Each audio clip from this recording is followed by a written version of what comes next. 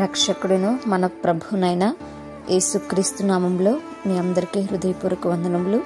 ఈరోజు దేవుని వాగ్దానము 36వ సంకీర్తన 7వ చరణము. దేవా, నీ కృప ఎంతో అమూల్యమైనది, నరులు నీ రెక్కల నీడను ఆశ్రయించుచున్నారు. హల్లెలూయా.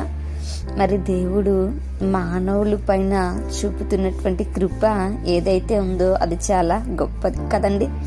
ఎందుకంటే ఆ కృప ఏం చేసింది అనంటే, మనము దేవునిని పిలవడానికి కానీ దేవునిని చేరుకోవడానికి కానీ యోగ్యత కానీ అర్హత కానీ లేనటువంటి వారు. అలాంటి మనకు ఒక అర్హతను ఒక యోగ్యతను కల్పించింది దేవుని యొక్క కృప. మరి మనము దేనికి పాత్రులమో, మరణానికి మనం పాత్రులం, మనము శిక్ష అనుభవించడానికి పాత్రులం, దేవుని యొక్క ఉగ్రత భరించడానికి పాత్రులం. అయితే దాని నుంచి మనల్ని తప్పించింది ఆయన యొక్క కృప. మరి ఏదైతే మనం పొందుకోవాలో దాని నుంచి మనల్ని తప్పించి, ఏదైతే మనం పొందుకోలేకపోతున్నామో దాని దగ్గరికి మనల్ని చేర్చింది అదే దేవుని యొక్క కృప. అంటే ఆ కృప ఎంత అమూల్యమైనటువంటిది, ఎంత గొప్పది. దేవుని యొక్క కృపే గనక మనకు లేకపోతే ఈరోజు నీవు నేను కూడా మరి ఆ యొక్క పాపంలోనే ఇంకా ఉంటూ ఆ పాపంలోనే నశించమైపోయి దేవుడిచ్చేటువంటి మరణ శిక్షను మనం పొందుకునేటువంటి వారు. అయితే మహా ఉచితమైనటువంటి ఆ యొక్క కృప మనకు తోడుగా ఉంది కనుక ఆయన తన యొక్క కృప చేత మనల్ని రక్షించి మనల్ని మరి దరి చేర్చినటువంటి వాడిగా ఉన్నాడు. మనల్ని కాపాడినటువంటి వాడిగా, ఆ యొక్క మరణ భీతి నుంచి మనల్ని విడిపించినటువంటి వాడిగా ఉన్నారు. అటువంటి దేవుడు మన పక్షాన ఉన్నాడు. నిజంగా ఎంతో గొప్ప ధన్యతో కదా. మనం ఎంత గొప్ప ధన్యులమో అంటే, మనము పాప భయము నుంచి పాపము నుంచి మనం విడిపించబడ్డాము అనేటువంటి సత్యాన్ని దేవునికి వాక్య భాగం ఇక్కడ సెలవిస్తుంది. అది కృప వలన సాధ్యమైంది అనేటువంటి విషయం ఇక్కడ మనకి తెలియచేస్తున్నారు.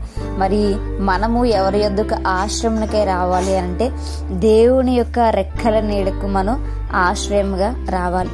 మరి దేవుని యొక్క రెక్కల క్రిందకి గనక మనం వస్తే మనము సురక్షితంగా ఉంటాం, మనం భద్రపరచబడి ఉంటాం, మనము కాపాడబడుతూ ఉంటాం, మనము మరి దేవుని యొక్క ఆశ్రయంలో ఉంటే నిర్భయంగా ఉంటాము అనేటువంటి విషయాన్ని ఇక్కడ మనకు తెలియచేస్తున్నారు. నిజమే, మనం ఈ లోకంలో మరి ఎవరి సహాయంకి వెళ్ళినా కానీ, ఎవరు నీడకు వెళ్ళినా కానీ వారు 1 రోజు 2 రోజులు మాత్రమే మనకు ఆశ్రయాన్ని ఇస్తారు. కానీ మనము నమ్ముకుంటున్నటువంటి మన దేవుడు మన జీవితకాలం అంతా కూడా మనకి ఆశ్రయమును కల్పించేటువంటి దేవుడు. ఆయన సంతోషాన్ని ఇచ్చేటువంటి దేవుడు, సురక్షితాన్ని ఇచ్చేటువంటి దేవుడు. ఆయన మరి కోడి తన రెక్కల చాటును తన బిడ్డలను కాపాడి భద్రపరిచినట్టుగా మనల్ని ఆయన భద్రపరిచేటువంటి దేవుడు. ఆయన మనల్ని ఆదుకునేటువంటి దేవుడు కనుక మనము దేవుని యొక్క రెక్కల చాటున మనం భద్రపరుచుకుందాం. మరి దేవుడు తనచ్చినటువంటి ప్రతి ఈవిని కూడా మనం సంపాదించుకునేటువంటి వారముగా ఉందాం. మనము ఆయన ఇచ్చేటువంటి ఆశీర్వాదాలను పొందుకునేటువంటి వారముగా ఉందాం. అటువంటి కృప దేవుడు మనందరికీ కూడా దయచేయనుగాక. ప్రార్థించుకుందాం. పరిశుద్ధుడా, మహాఘనుడా యేసయ్యా, మీకు వందనాలు ప్రభువా. నిజమే, అయా నీ రెక్కల చాటున ఆరోగ్యం ఉంది ప్రభువా, నీ రెక్కల నీడన ఆశ్రయం ఉంది ప్రభువా, నీ రెక్కల నీడన సురక్షితం ప్రభువా. అటువంటి నా ప్రభువా యేసయ్యా, మేము మనసును ధరించుకుని నీ రెక్కల చాటుకు వచ్చి భద్రకొటువంటి వారం కొనుటకు సహాయం దయచేయండి ప్రభువా. నీ కృప ఎంత గొప్పదో తెలియచేసినందుకు నీకు వందనాలు. నిజమే ప్రభువా, కృపే లేకపోతే అయా ఈరోజు మేము ఇంకను పాపులముగా ఉండేటువంటి వారం, మేము ఇంకను నా తండ్రి నశించిపోయేటువంటి గుంపులో ఉండేటువంటి వారం. నీ కృప మమ్మల్ని రక్షించిన ప్రభు నీకు స్తోత్రాలు అయా. తండ్రి నా ప్రభా, ఎల్లప్పుడూ నీ దగ్గరికి వచ్చి ప్రభు అయా నిన్ను స్తుతించి కనపరిచేదాన్ని మా అందరికీ దయచేయమని ప్రార్థన దయచేసి మీ పాదశాన్ని చేర్చుకో. యేసయ్య పరిశుద్ధ నామంలో అతి మిక్కిలి వినయముగా బ్రతిమలాడి వేడుకొని పొందించిన మా ప్రియ పరలోకపు మా కన్న తండ్రి.